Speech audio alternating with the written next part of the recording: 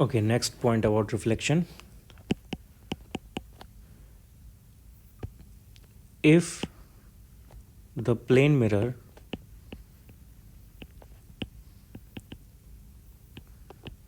is rotated through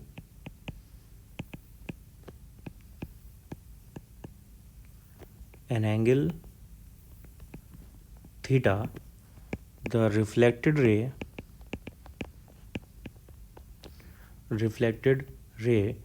will rotate by angle 2 theta.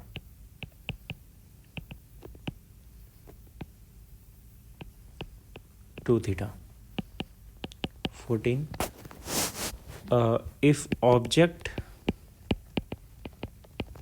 is displaced by distance x with respect to mirror,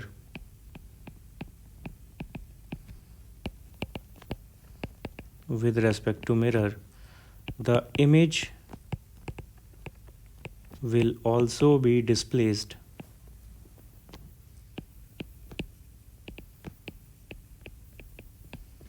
by same distance x with respect to mirror.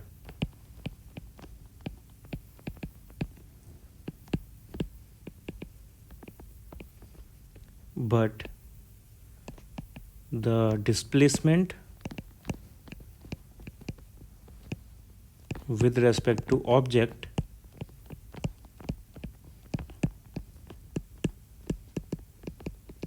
will be twice as much, यानी 2x. Okay, इसको मैं diagram से समझा देता हूँ. Suppose ये plane mirror है, यहाँ पे ऑब्जेक्ट रखी हुई है, तो सेम डिस्टेंस पर इमेज होगी. ये सपोज़ डिस्टेंस है d और ये भी डिस्टेंस है d. और अब मैंने यहाँ पे ऑब्जेक्ट को x डिस्टेंस मूव किया. ऑब्जेक्ट को मैंने यहाँ से x डिस्टेंस मूव किया. ये न्यू पोजीशन ऑब्जेक्ट की हो गई, तो इमेज भी यहाँ से x डिस्टेंस मूव कर जाएगी. ये न्यू पोजीशन इमेज की हो जाएगी. ओके, ये डिस्टेंस यानी d माइनस एक्स, ये डिस्टेंस d माइनस एक्स. लेकिन अगर मैं ऑब्जेक्ट को फिक्स अज्यूम करूँ तो उस केस में जो इमेज का सेपरेशन आएगा वो 2x हो जाएगा. अगर मैं ऑब्जेक्ट को फिक्स करके अज्यूम करता हूँ इसको, यहाँ पे अभी ये दोनों केसेस जो मैंने लिए हैं वो मिरर को फिक्स करके लिए हैं. अगर ऑब्जेक्ट के रेस्पेक्ट में देखेंगे तो image would be moved by 2x distance. 15. If object moves with speed v, then image also moves with same speed v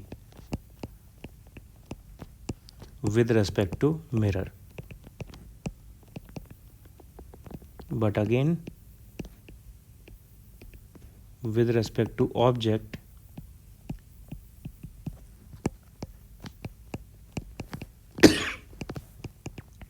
image will move with speed 2v, twice as much. Okay, next, if plane mirror moves a distance x, if plane mirror moves by distance x, then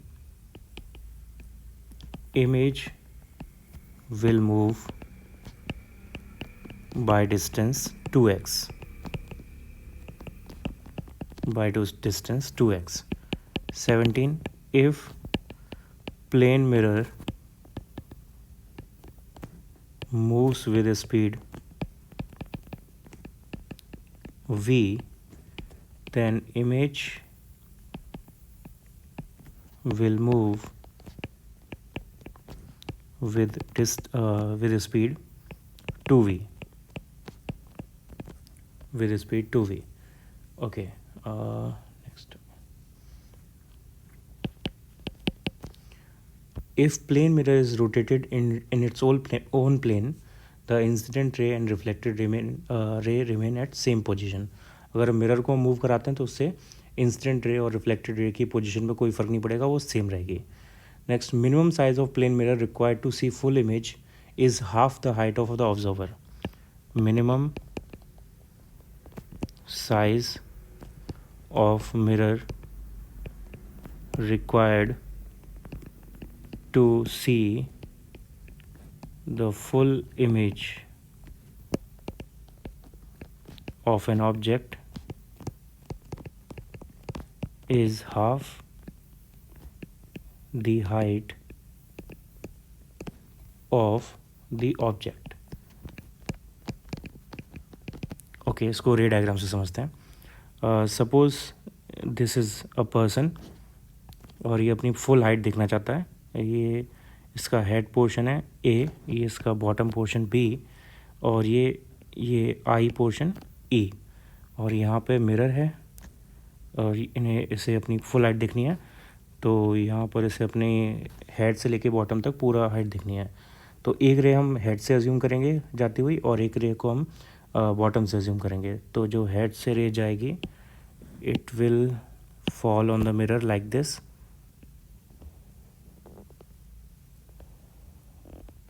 finally वो आई पे पहुंचनी चाहिए क्योंकि उसे देखने के लिए आई पे पहुंचना ज़रूरी है. और दूसरी इमेज बॉटम से जानी चाहिए आई तक. ओके, तो ये नॉर्मल है दोनों के बीच का, जो कि इक्वल एंगल डिवाइड करेगा. यहाँ पे एंगल एल्फ़ा बन रहा है सपोज़, यहाँ पे एंगल बीटा बन रहा है. ओके, तो अगर ये डिस्टेंस एक्स है तो ये डिस्टेंस भी एक्स होगी, अगर ये डिस्टेंस वाई है तो ये डिस्टेंस भी वाई होगी. और ये यहाँ पे इस मिरर की मिनिमम डिस्टेंस है जो वो फुल हाइट देखने के लिए हमें चाहिए. यानी टॉप वाली रे पी पॉइंट पर आ रही है, बॉटम वाली रे क्यू पॉइंट पर आ रही है. तो पी क्यू हाइट से हमें पूरी इमेज दिख रही है. तो पी क्यू जो हाइट है, क्लियरली आप इसको देख सकते हो. यहाँ पे ये सपोज़ पॉइंट है एम, मिडिल पॉइंट एम, और ये मिडिल पॉइंट है एन. तो पी क्यू हाइट जो है वो एम एन हाइट के बराबर है और एम एन इक्वल है एक्स प्लस वाई के. और जो एक्चुअल हाइट ए बी है, it is equals to 2x plus Y. यानी the minimum height of mirror required is equals to capital H equals to 2 into HM. यानी minimum height of mirror required is half the height of object और the person. Okay, minimum, ठीक है, ये हो गया. Minimum size of plane mirror fixed on the wall of a room in which an observer at the center of the room can see full image of the wall behind him is 1/3 of the height of the wall. तो अगर एक person middle में खड़ा है और उसके सामने equal distance पर मिरर है और उसके पीछे इक्वल डिस्टेंस पर एक वॉल है या माउंटेन या कुछ भी ऑब्जेक्ट ऐसी, और उसको मिरर के अंदर पूरी हाइट देखनी है उस वॉल की या उस माउंटेन की या जो भी है, तो 1/3 हाइट मिरर की होनी चाहिए. इसको भी हम ऐसे सेम रे डायग्राम से उसको सॉल्व करके निकाल सकते हैं. तो इसको क्वेश्चन की तरह करना है, इसको खुद इसका रे डायग्राम बनाने की कोशिश करो और चेक करो वहाँ पे h/3 हाइट आती है या नहीं. Okay, next, if a luminous object is placed in front of a thick glass mirror, several images are formed due to multiple reflections. The second image formed by the first reflection by the polished surface is much brighter than the others. The intensity of the other images rapidly fade away. तो ये मैंने पहले भी बताया हुआ है, जितने ज़्यादा रिफ्लेक्शंस होते जाएंगे उतनी ज़्यादा लाइट एब्जॉर्ब होती जाएगी, तो आगे वाले जो रिफ्लेक्शंस हैं वो फेड होते जाएंगे continuously. Okay, next,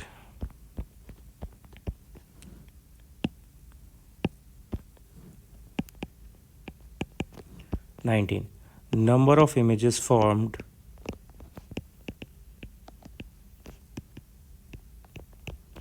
by two inclined mirrors of inclination theta. Okay, दो इंक्लाइन मिरर हैं, दोनों के बीच में इंक्लिनेशन थीटा है. तो इनके बीच में अगर कोई ऑब्जेक्ट रखी जाए तो वो कितने उसके इमेजेस फॉर्म होंगे, ये हमें इसका फॉर्मूला देखना है. इसका फॉर्मूला है n equals to 360 by theta if 360 by theta is odd and object is placed unsymmetrically, and for all other cases it is 360 by theta minus 1. तो वो all other cases, for all other cases, यानी ये कौन कौन से cases हो सकते हैं? First case would be 360 by theta is odd and object is placed symmetrically, and second 360 by theta is even, और इसमें सिमेट्रिकली और असिमेट्रिकली दोनों के लिए सेम. तो ये दो फॉर्मूले यहाँ पे नंबर ऑफ़ इमेजेस के लिए यूज़ होंगे जो भी. हाँ, और अगर ये 360 बाई थीटा ऑड या इवन की बजाय एक फ्रैक्शन आता है, so if 360 by theta is a fraction, then we will take the greatest integer. तो उसका ग्रेटेस्ट इंटीजर ले लेंगे आंसर के फॉर्म में. ओके, तो ये फॉर्मूले यूज़ करने हैं नंबर ऑफ़ इमेजेस निकालने के लिए. अगर दो मिरर्स हैं हमारे पास जो कि इंक्लाइंड है एक दूसरे के साथ, उस केस के लिए. Next, when to on reflection the velocity of wavelength and frequency of light remain unchanged. Reflection के केस में कुछ भी चेंज नहीं होता. रिफ्लेक्शन के केस में फ्रीक्वेंसी चेंज नहीं होती, वेवलेंथ चेंज नहीं होती, और स्पीड चेंज नहीं होती, मीडियम चेंज नहीं होता, सिर्फ चेंज होती है डायरेक्शन. इन रिफ्लेक्शन ओनली चेंजेस डायरेक्शन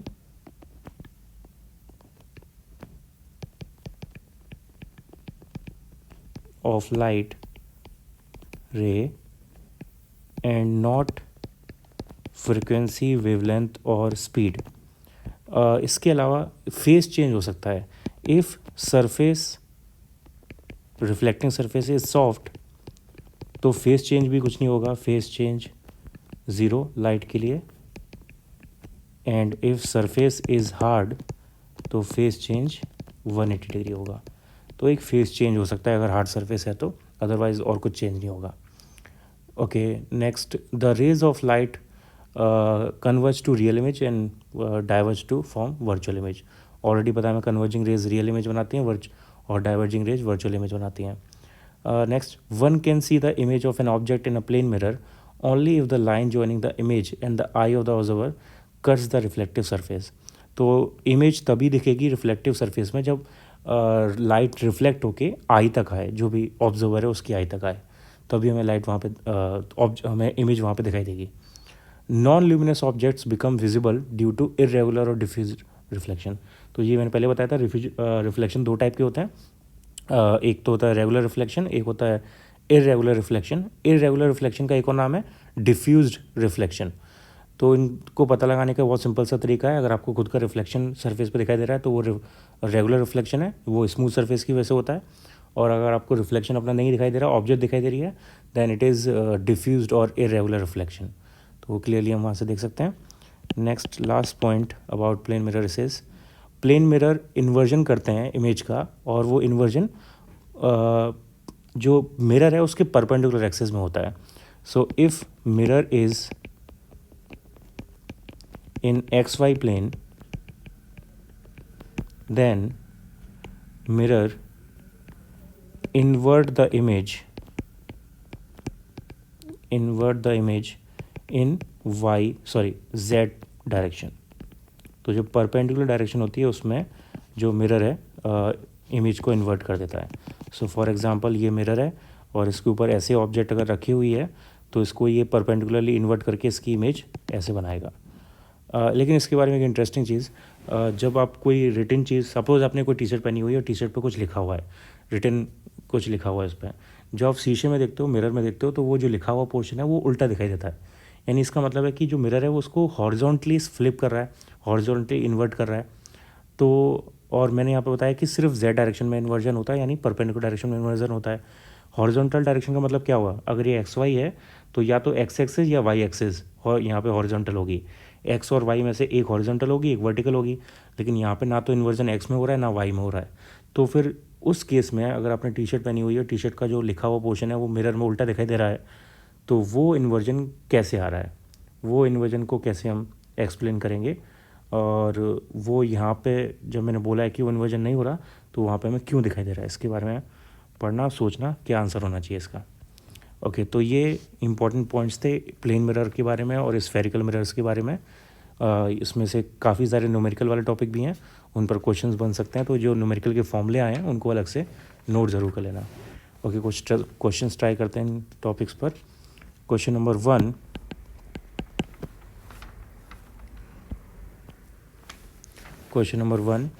ये हमें यहाँ पे दिया हुआ है, दो प्लेन इंक्लाइन मिरर्स हैं परपेंडिकुलर एक दूसरे के।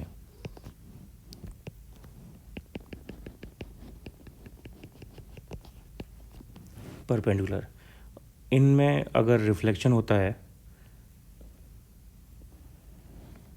and reflection is happening like this, that both the angles are same, inclination angles are same, alpha and alpha, तो अल्फ़ा की वैल्यू क्या होगी और डेविएशन कितना होगा ये हमें फाइंड आउट करना है। तो first of all alpha plus beta equals to theta होता है, थीटा यहाँ पे 90 डिग्री है, तो 2 अल्फ़ा इक्वल्स टू 90 डिग्री हो गया, यानी अल्फ़ा इक्वल्स टू 45 डिग्री हो जाएगा। पहला आंसर ये है। दूसरा, डेविएशन का फॉर्मूला होता है 360 माइनस 2 थीटा, तो ये हो गया 360 माइनस 2 इंटू 90, यानी 360 माइनस 180, यानी आंसर 180 डिग्री। तो डेविएशन जो आएगा वो 180 डिग्री होगा। तो यहाँ पे जो रे जाएगी, वो डायग्राम मैंने थोड़ा गलत बना दिया, ये रे इस टाइप से जाएगी।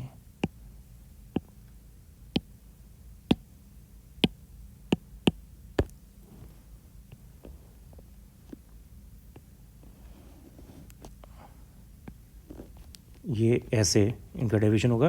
तो क्लियरली ये incident ray and reflected ray एक दूसरे के जस्ट अपोजिट है। इसका मतलब यहाँ पे जो डेविएशन आया है वो 180 डिग्री है। ओके, नेक्स्ट,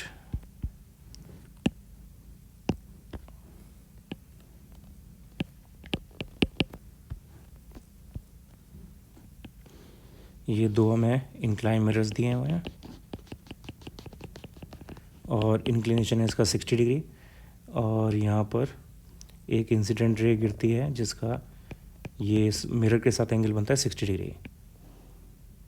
ओके, तो अब हमें इस केस में बताना है कि बीटा एंगल कितना होगा और डेविएशन कितना होगा।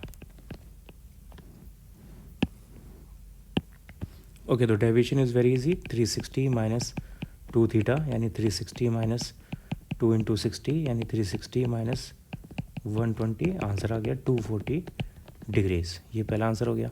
अब बीटा निकालना है, तो पहले उसके लिए अल्फ़ा देखना होगा। अल्फ़ा आएगा यहाँ पे 30 डिग्री, तो अल्फ़ा अगर 30 डिग्री है और we know that alpha plus beta equals to theta, तो 30 degree plus beta equals to 60 degree, hence beta equals to also 30 degree. ये सेकेंड आंसर। ओके, तो बस इसमें इंक्लाइन मिरर का केस है, तो ये दो फॉर्मूले यूज़ होते हैं बस इसमें, इन दोनों में से ही कैसी टाइप पर क्वेश्चन आ सकता है, ये इसका आंसर हो जाएगा। Next, question number 3, the focal length of concave mirror is small f and the distance from the object to the principal focus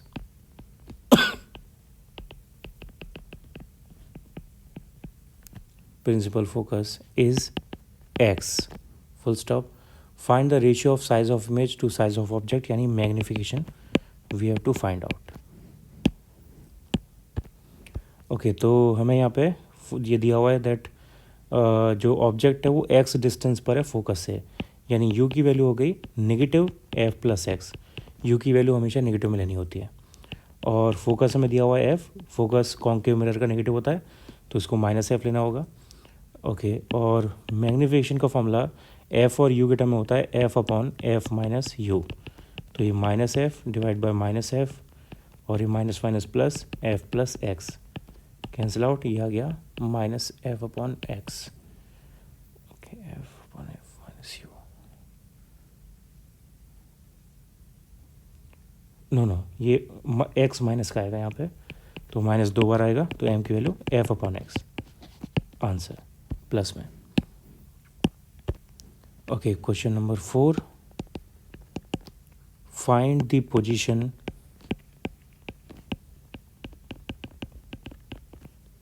magnification and nature of the image of an object placed at a distance of 8 centimeter from a convex mirror of radius of curvature 24 centimetre. Okay, हमें convex mirror दिया हुआ है। Convex mirror में R की value positive होती है, तो R हो गया 24 centimetre and f is equals to R upon 2, तो एफ इक्वल्स टू हो गया 12 सेंटीमीटर। और कॉन्वेक्स मिरर के केस में एफ भी पॉजिटिव होता है।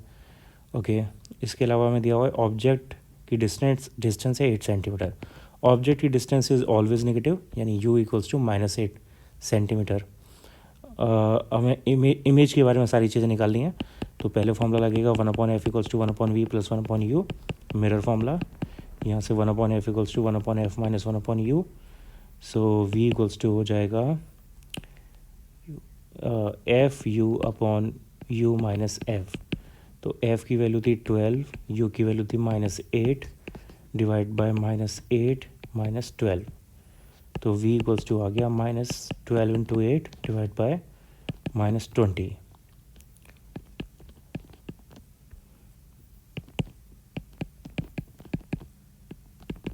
(4.8 सेंटीमीटर। और v की वैल्यू पॉजिटिव आ रही है, यानी वर्चुअल इमेज बनेगी, और कॉन्वेक्स मिरर में हमें पता है वर्चुअल इमेज बनती है। और दूसरा चीज़ ये कि डिमिनिश इमेज होती है कॉन्वेक्स मिरर में। डिमिनिश इमेज होने का मतलब ये हुआ कि इमेज का साइज़ छोटा होता है, और अगर इमेज का साइज़ छोटा है तो इमेज की डिस्टेंस भी कम होगी। साइज़ और डिस्टेंस प्रोपोर्शनल होते हैं इमेज और ऑब्जेक्ट के रिलेशन में। तो जिसका साइज़ बड़ा है उसकी डिस्टेंस भी ज़्यादा होती है, जिसका साइज़ छोटा है उसकी डिस्टेंस भी कम होती है।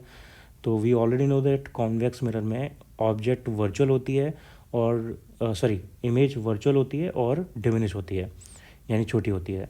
तो इसका मतलब इमेज की डिस्टेंस कम आनी चाहिए ऑब्जेक्ट से। तो इमेज की डिस्टेंस यहाँ पे 4.8 आ रही है, जबकि ऑब्जेक्ट की डिस्टेंस 8 सेंटीमीटर थी। तो ये सही कंफर्म हो गया, आंसर हमारा सही आ रहा है। दूसरा, इमेज वर्चुअल बनेगी तो v पॉजिटिव आना चाहिए, और v यहाँ पे पॉजिटिव आ रहा है। तो ऐसे हम आंसर को अपने कंफर्म भी कर सकते हैं कि वो सही आ रहा है या नहीं। हमें ऑलरेडी सारे फैक्ट्स पता है इनके बारे में। तो एक आंसर तो ये हो गया, पोजीशन हमारे पास आ गई 4.8 सेंटीमीटर।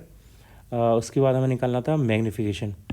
मैग्नीफिकेशन का फॉर्मूला होता है -v/u, तो ये -4.8 और u की वैल्यू थी -8, तो ये हो जाएगा 0.6 magnification, second answer.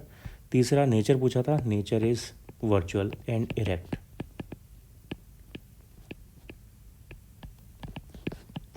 Third answer.